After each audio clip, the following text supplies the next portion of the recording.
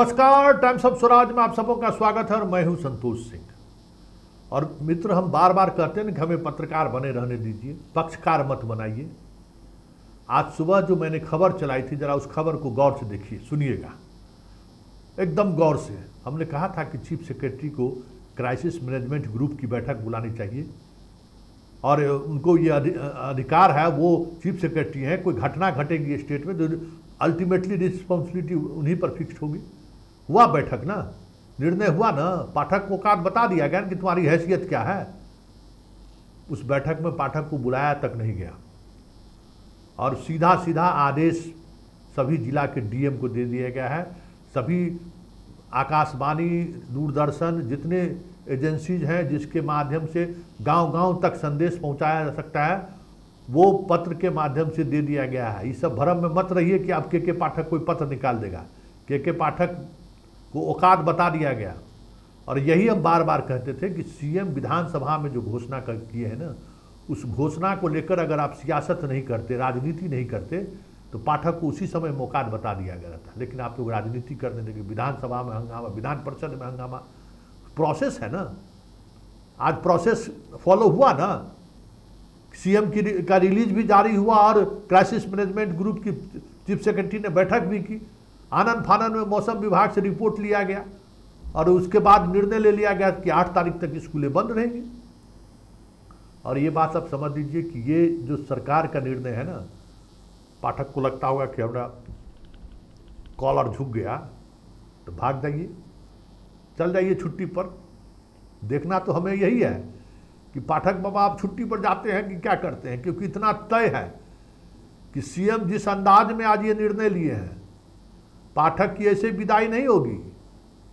पाठक की वो विदाई होगी कि याद रखेंगे वो भी वीआरएस लेके भागना पड़ेगा उनको बिहार से, समझ गए ना। वो भी वीआरएस मिलेगा कि नहीं मिलेगा, नीतीश कुमार है। जिद पर अगर अड़ गया ना तो एक से एक आईएएस और आईपीएस अधिकारी को उसने हैसियत बता रखा है। कई ऐसे मामले हैं जिस मामले में जांच गठित हो जाएगी तो औकात पर आ जाएंगे पाठक जी। जितना लूट मचाए हैं ना, सारे लूट का हिसाब किताब ले लेगा नीतीश कुमार। तनि निश्चिंत होकर आने दीजिए। तो हमारा शिक्षक बंधु कह रहे हैं, उनके देखिए नीतीश का भी तारीफ कर रहे हैं। नीतीश की तारीफ नहीं कर रहे हैं। प्रोसेस यही है, जो प्रोसेस आज अपनाया गया है। ये अपने आप को बहुत स्मार्ट समझते थे, तो जो नियम कानून है, जिस नियम कानून का हवाला आज मैंने दिया था, उसी हवाले के सहारे ये चीज़ें की गई हैं। तो चलिए, 8 तारीख तक स्कूल बंद हुआ और ये स्थिति रही थी, आगे भी बंद ये जारी रहेगा। और इसके संदर्भ में अब पाठक के पत्र का कोई मतलब नहीं है, ये भी समझ लीजिए। ये पत्र चीफ सेक्रेटरी का है और ये चीफ सेक्रेटरी का पत्र राज्य के सभी कलेक्टर और कमिश्नर को भेजा गया है। पाठक कहीं नहीं है। पाठक एक विभाग का प्रधान सचिव है, चाहे वो अपर मुख्य सचिव का है नहीं हो, है विभाग का वो प्रधान सचिव ही। अपर मुख्य सचिव पर है, इसका मतलब उनको कोई सुरखाव का पैर लग गया ऐसा नहीं है, सुरखाव का पंख लग गया ऐसा नहीं है। वो विभाग के प्रधान सचिव ही हैं, एक विभाग के, और सारे विभाग के हेड मुख्य सचिव होते हैं चीफ सेक्रेटरी। तो चीफ सेक्रेटरी ने इनको भिंगा के मारा है, आदेश किया है।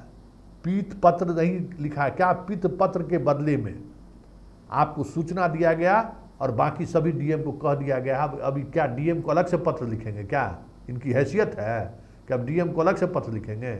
तो ये जवाब है, माकूल जवाब इनको सरकार ने दे दी है कि आपकी हैसियत क्या है।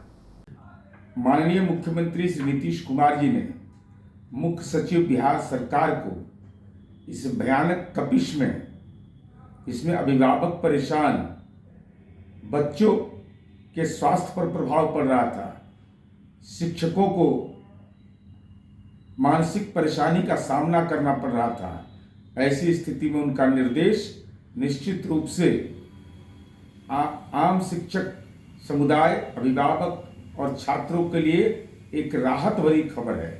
खास करके शिक्षा विभाग ने जिस हठधर्मिता के साथ विद्यालय का संचालन इस भयानक तपिश में कर रहा था, हमारे बच्चे परेशान थे, शिक्षक परेशान थे, वैसी स्थिति में माननीय मुख्यमंत्री नीतीश कुमार जी का ये निर्देश यह स्पष्ट करता है कि इस भयानक तपिश में शिक्षकों और अभिभावक और छात्रों की समस्या उन्होंने समस्या मान करके इसे दूर करने का अविलंब निर्देश दिया है, जो एक महत्वपूर्ण पक्ष है।